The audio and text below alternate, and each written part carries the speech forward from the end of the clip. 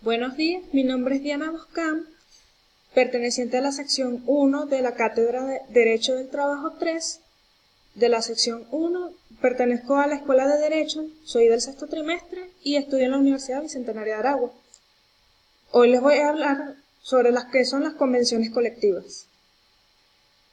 La convención colectiva de trabajo es aquella que se celebra entre uno o varios sindicatos o federaciones o confederaciones sindicales de trabajadores de una parte de uno o varios patronos o sindicatos o asociaciones de patronos, de la otra para establecer las condiciones conforme a las cuales se debe prestar el servicio y los derechos y obligaciones que correspondan a cada una de las partes.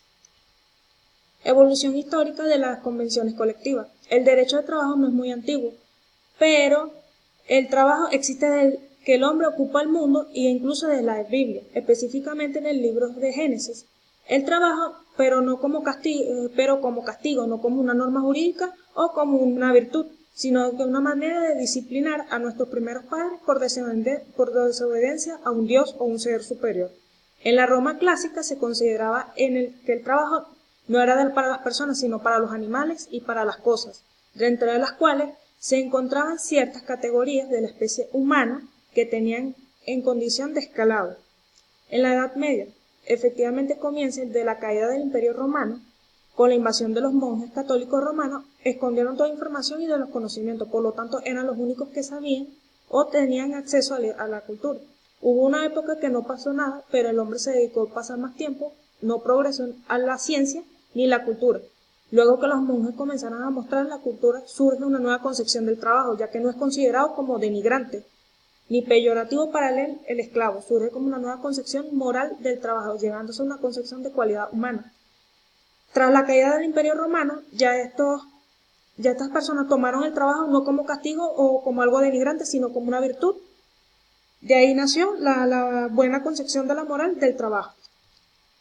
En la Edad Moderna, el descubrimiento de América dio lugar a la extracción de masiva de oro, piedras preciosas, este continente para ser transportados a Europa, lo cual trajo como consecuencia una de las primeras medidas de influenciatorias de la historia de la humanidad.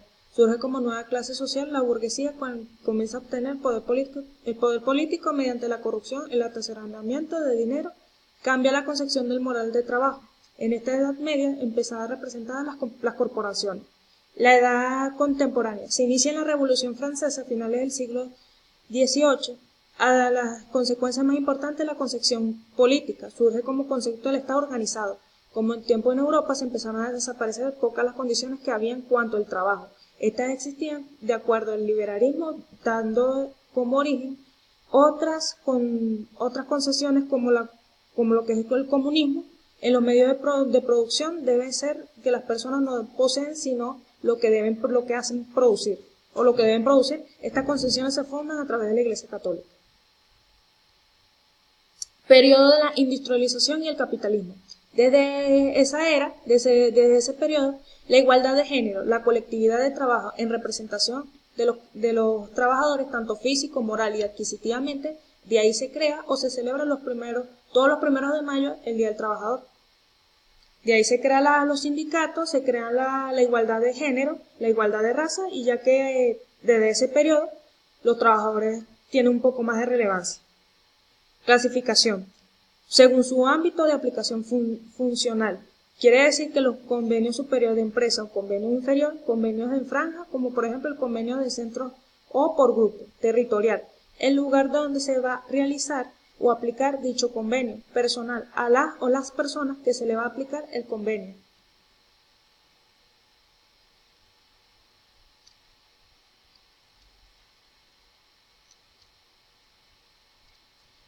Convención pública y privada. Las convenciones colectivas con el sector público están reguladas por las mismas disposiciones legales que rigen a las del sector privado, salvo en algunas excepciones. Cuando se celebran las convenciones colectivas con el sector público, las obligaciones contraídas deben estar contempladas con el presupuesto vigente, pues de lo contrario se entenderá que los incrementos aprobados se harán efectivos para el próximo ejercicio fiscal. Si la convención colectiva se asume obligaciones para varios ejercicios fiscales que se requiere de la autorización del Presidente de la República. Además quien fija los criterios técnicos financieros que limitan la negociación colectiva de los representantes del sector público frente a los trabajadores. Principio de pureza. Según la Ley Orgánica del Trabajo, artículo 366, cita: no podrá constituirse una organización sindical que pretenda representar conjuntamente los intereses de los trabajadores y trabajadoras y de patronos y patronas, que tengan afiliados indistintamente a patronos y a patronas y a trabajadores y a trabajadoras. Los trabajadores y las trabajadoras de dirección no podrán constituir sindicatos de trabajadores y trabajadoras o afiliarse a estos. Duración de la convención colectiva. Se establece que la convención colectiva tendrá una duración que no podrá ser mayor de 3 ni menor de 2 años, sin perjuicio de que la convención prevé cláusulas revisables en los periodos menores. Sin embargo, la ley podrá prorrogar la duración de la convención colectiva hasta el límite previsto en la ley. Efecto de la convención colectiva. La Ley Orgánica del Trabajo, artículo 432, estipula: las estipulaciones de la Convención Colectiva de Trabajo se convierten en cláusulas obligatorias y en partes integrantes de los contrarios individuales de estos trabajos celebrados o que se celebren durante su vigencia en el ámbito de aplicación de la Convención, aun para aquellos trabajadores y aquellas trabajadoras que no sean integrantes de la organización sindical u organizaciones sindicales que hayan suscrito en la Convención. Las estipulaciones de las convenciones colectivas beneficiarán a todos y a todas las trabajadoras en la entidad de trabajo, aun cuando ingrese con posterioridad su celebración, excepto los representantes del patrono o patrona, quienes corresponden autorizar y participar su discusión, salvo de disposición de los contrarios de las partes. Cuando la entidad de trabajo tenga departamentos o sucursales en localidades que correspondan a jurisdicciones distintas, la convención colectiva que celebre la organización sindical que represente a la mayoría de sus trabajadores se aplicarán en los departamentos o sucursales. Concepto del laudo arbitral.